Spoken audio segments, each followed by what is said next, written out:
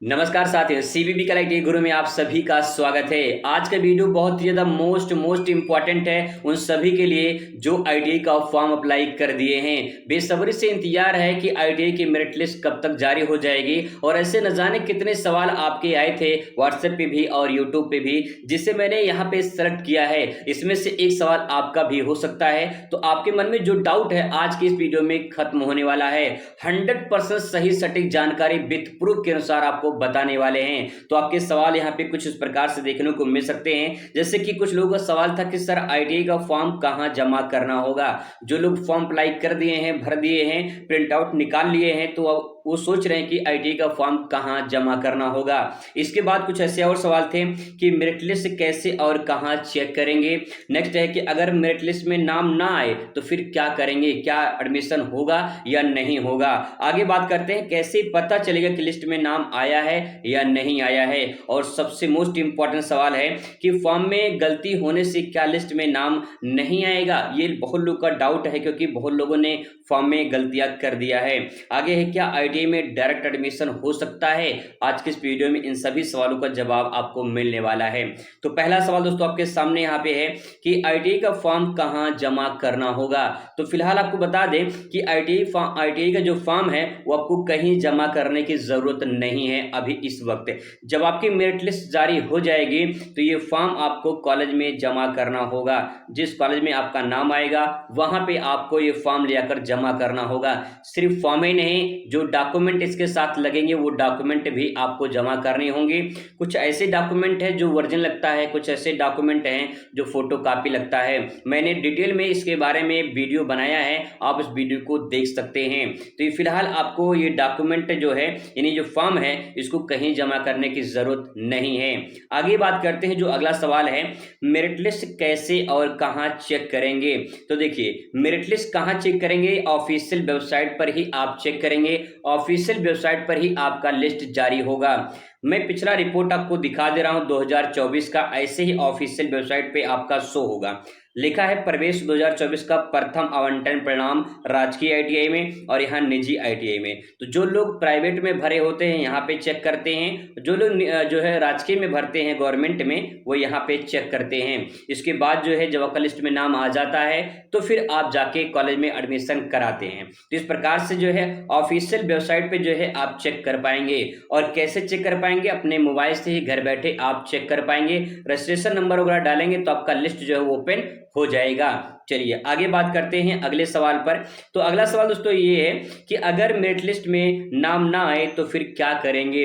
तो आप इस लिस्ट को थोड़ा ध्यान से देखिए, यहाँ पे नीचे जो है एक ऑप्शन लिखा रहता है, मैं इसको थोड़ा हाईलाइट कर देता हूं क्योंकि यहाँ पे थोड़ा धुंधला दिखाई दे सकता है। यहाँ पे लिखा रहेगा कि जिनका प्रथम चरण में कोई सीट आवंटन नहीं हुआ है कृपया प्रतीक्षा करें अगले चरण के लिए। तो जो है आप अगले चरण के लिए प्रतीक्षा कर सकते हैं, आप वेट कर सकते हैं सेकेंड मेरिट लिस्ट के लिए। जिनका फर्स्ट लिस्ट में नाम नहीं आता है वो सेकेंड लिस्ट का वेट कर सकते हैं। फिर अगर सेकेंड में भी नाम नहीं आता है तो आप थर्ड लिस्ट का वेट कर सकते हैं। इस प्रकार से आपको कुछ करने की जरूरत नहीं रहेगी, आपको अगले राउंड के लिए वेट करना होगा। तो ये आपका जवाब हो गया। आगे बात कर लेते हैं, नेक्स्ट जो सवाल है कैसे पता चलेगा कि लिस्ट में नाम आया है या नहीं आया है। दो तरीका है पता करने का। पहला तरीका है ऑनलाइन ऑफ ऑफिशियल वेबसाइट पर, यहाँ पे जो है चेक कर पाएंगे। दूसरा तरीका है कि आपके व्हाट्सएप पे यानी आपने जो मोबाइल नंबर दिया है और जो ईमेल आईडी दिया है उस पर आपका मैसेज जाता है कि आपका आईटीआई में सिलेक्शन हो चुका है, इस ट्रेड में हुआ है, इस कॉलेज में हुआ है, इस डेट में जाके आप एडमिशन करा लीजिए। एक मैसेज जाता है जो आपने मोबाइल नंबर दिया है, अगर वो चालू हालत में है, ईमेल आईडी सही है तो उस पर मैसेज जाता है। जिन लोगों का नहीं जाता है वो आप ऑफिशियल वेबसाइट पे चेक कर सकते हैं, सबका ऑफिशियल वेबसाइट पे दिखाई देगा। तो इस प्रकार से आप पता कर सकते हैं कि आपका लिस्ट में नाम आया है कि नहीं आया है।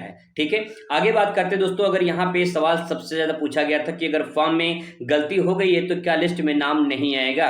तो देखिए क्या क्या गलती हुआ है जिसके आधार पे आपका नाम नहीं आएगा। तो पहला ये है, अगर आपने अपना नंबर 10th का जो नंबर है अगर गलत फिल कर दिया है तो लिस्ट में नाम नहीं आएगा। अगर आएगा भी तो हो सकता है क्योंकि आपका एडमिशन ना हो पाए, क्योंकि आपने परसेंटेज गलत भरा है। जैसे मान लीजिए किसी का 70% था, गलती से 72 हो गया है, या फिर किसी का जो है 50% था, किसी का 65 हो गया है, या किसी का जो है 80% था, गलती से 70 हो गया है, कम ज़्यादा हो गया है। तो अगर कम ज़्यादा हुआ है तो लिस्ट में नाम नहीं आएगा, ये बात ध्यान रखिएगा।